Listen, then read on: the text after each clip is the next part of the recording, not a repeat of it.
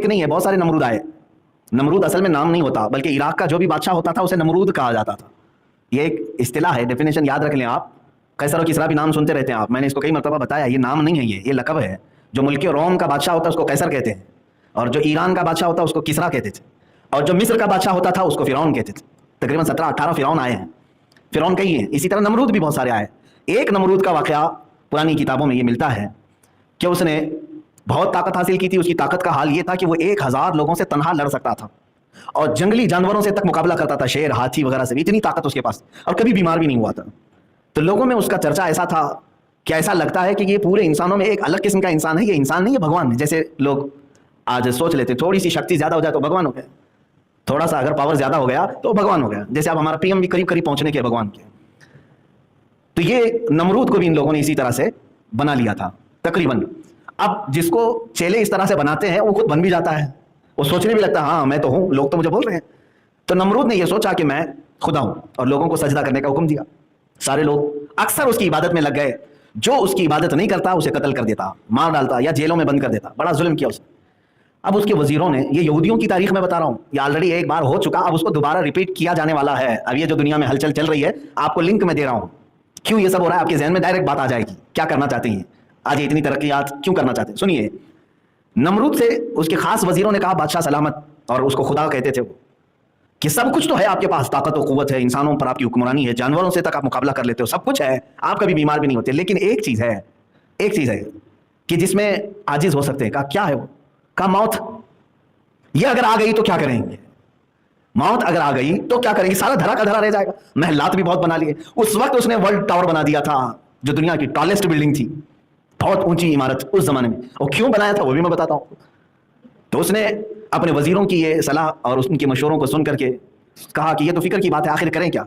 کہا کہ ایک ہی صورت رہ جاتی ہے, اب تقریباً دنیا آپ کی فالوور ہو چکی ہے, سارے انسانوں کو جمع کر لیں, سارے انسانوں کو ایک جگہ جمع کر لیتے ہیں, اور سب انسانوں کو فوجی بناتے ہیں, سارے انسانوں کو فوجی بناتے ہیں, اور ان سب کو لے کر کے خدا سے لڑتے ہیں. پوری دنیا کو ایک طرف لے کر کے خدا سے لڑتے ہیں, اور ایک بار اگر اس کو مار کر ہم گرا دیے تو موت اور حیات تو ہمارے ہاتھ میں ہوگی. اب دیتا تو وہی ہے نا, موت تو وہی دیتا ہے, تو ٹارگٹ اسی کے ساتھ کیوں نہ کر دیا, اسی کو کیوں نہ کیا جائے. تو اس کی بات یہ لگی کہ ہاں یہ کام شروع کرنا چاہیے. تو چیلے چپاٹوں نے پروجیکٹ دیا اور یہ کام شروع کر بھی دیا. اسے معلوم بھی نہیں ہے, عقل ہوتی تو خدا سے نہ لڑائی لیتے ہیں. یہ نمرود نے تیاری جب شروع کیا تو سب سے پہلا کام کیا کیا انہوں نے, بہت بڑا شہر بنایا جہاں پر تقریباً دنیا کے سارے انسانوں کو جمع کرنا تھا. اور بادشاہ کا آرڈر یہ آیا کہ دنیا کی ساری زبانیں ختم کر کے ایک ہی لینگویج رکھی جائے. کمیونیکیشن ضروری تھا فوجیوں کو آرڈر دینے کے لیے, سب کی زبان ایک ہونی چاہیے, سب فوجی ہوں, ٹریننگ دی جائے. اب پھر مسئلہ آیا کہ وہ ملے گا کہاں خدا, جہاں سے اس جنگ کرنا ہے نا, لڑائی کرنا ہے. اب اس کے فرشتے بھی ہیں, اس کی طاقت و قوت بھی ہے, کیسے اس کے ساتھ لڑائی کی جائے. میرے عزیزو, یہ عجیب سی مزے کی بات ہے کہ دنیا نے یہ تک سوچ لیا اپنے ہی پیدا کرنے والے کے ساتھ لڑائی کے لیے. اس کے بعد وزیروں نے کہا کہ سنا آسمانوں پہ رہتا ہے, بڑی عمارت کیوں نہ بنا لی جائے جو آسمان تک پہنچتی ہو. تو اس کام کے لیے یہ ٹالسٹ بلڈنگ بنی, دیکھتے ہیں جتنی لمبی بن جائے. بنائی اور بناتا رہا, فوج بھی جمع ہو گئی, لینگویج سب کی ایک ہو گئی, زبان سب کی ایک, کرنسی بھی سب کی ایک, ایک ہی سکہ چلے گا, باقی کسی کی نہیں. حکومت صرف ایک ہی نمرود کی تھی. اب اس کے بعد اسے اس بلڈنگ میں چڑھنا تھا, چڑھ کر کے اوپر سے دیکھنا تھا کہ خدا ملتا ہے کہ نہیں ملتا. نہیں ملے تو اور بلڈنگ کو بڑھائیں گے, جہاں وہ مل جائے لڑائی کریں گے.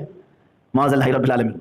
کبھی کبھار میں یہ بیان کرتا ہوں تو حیرت بھی ہوتی ہے, لیکن یہاں بات یہ آئی ہے, اللہ نے جو فرمایا نا واللہ اشد بأسا, اور اللہ جنگی طاقت میں بہت سخت ہے, اس پر میں عرض کر رہا ہوں. دیکھو اللہ کی جنگی طاقت کیا ہے. آج ابھی کوئی اتنا بڑا نمرود آیا نہیں ہے جو پوری دنیا کو اکٹھا کر کے سارے یہ کام کر لے. اس زمانے میں وہ کر چکا تھا. اب جب اس عمارت پر وہ چڑھنے لگا, اب جو بائبل وغیرہ ان کی پرانی کتابیں اس میں یہ عبارات ملتی ہیں, آیات ملتی ہیں. قرآن و حدیث میں تو اس کا تذکرہ نہیں ملا. اسرائیلی جو روایات ہیں یا جو پرانی کتابیں ہیں اس میں یہ ملتی ہے بات. اللہ تعالیٰ نے فرمایا اپنے فرشتوں سے کہ اے ملائکہ آ جاؤ, ہم بھی ذرا دیکھیں کہ ہمارا ایک بندہ ہم سے جنگ کا ارادہ کیا ہے. اللہ تبارک و تعالیٰ نے فرشتوں سے فرمایا, تو ملائکہ سب کے سب اللہ کی بارگاہ میں عرض کرنے لگے کہ اے رب ذوالجلال, ایسے شخص کو کیوں نہ ہم ہلاک و برباد کریں. اللہ تبارک و تعالیٰ نے نہ اپنے لاکھوں کروڑوں اربوں فرشتوں کو, جن کی تعداد کا علم ہمیں بھی نہیں, بارش کے قطروں سے زیادہ اللہ کے فرشتے ہیں, بہت, ان کی تعداد کا کوئی اندازہ نہیں کر سکو گے آپ. اللہ تعالیٰ نے ان لاکھوں کروڑوں فرشتوں میں سے ایک فرشتے کو صرف دنیا میں بھیجا, سب نہیں.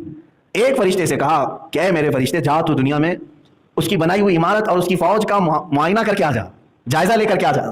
تو فرشتہ نیچے اترا. ایک بات یاد رکھیں, فرشتے اپنے رب تعالیٰ کے خلاف کوئی چیز برداشت نہیں کرتے. لا یعصون اللہ ما امرهم، وہ ہرگز اللہ کی نافرمانی نہیں کرتے. یہ تو اور بات ہے کہ اللہ فرشتوں کو بار بار روکتا ہے کہ بندوں پر عذاب نہ ڈالا جائے. اللہ کے روکنے سے وہ رکے ہوئے ہیں. اور اگر فرشتوں کے ہاتھ میں سب دے دیا جائے کہ جو گناہ کرے تو پھر وہ برابر ٹھکانے سب کو لگا دیں گے. ہر دن روز ایک ٹھکانے پہ لگے گا. یہ اللہ کی مہربانی ہے، اس کی رحمت ہے جو روک کر رکھتا ہے، اپنے بندوں کو مہلت دیتا ہے. ایک فرشتہ آیا، اس نے دیکھا یہ جنگی تیاری کو. اور پھر کس سے جنگی تیاری؟ اللہ سے، جس نے خود ان سب کو پیدا کیا، ان کو سانس دے رہا ہے، ان کو زمین بچھا کر دیا، ان کو آسمان کا ستون بغیر ستون کا چھت دیا، اور اس سے لڑائی کے لیے.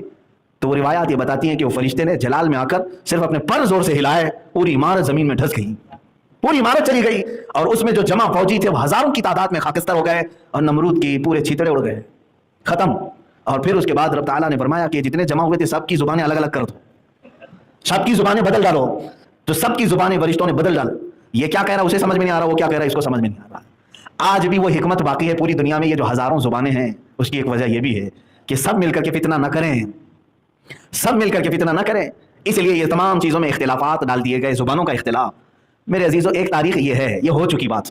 اب اللہ کی جنگی سختی آپ نے دیکھا، جنگی طاقت. اللہ فرماتا ہے واللہ اشد بأسا، اللہ جنگی طاقت میں بہت سخت ہے.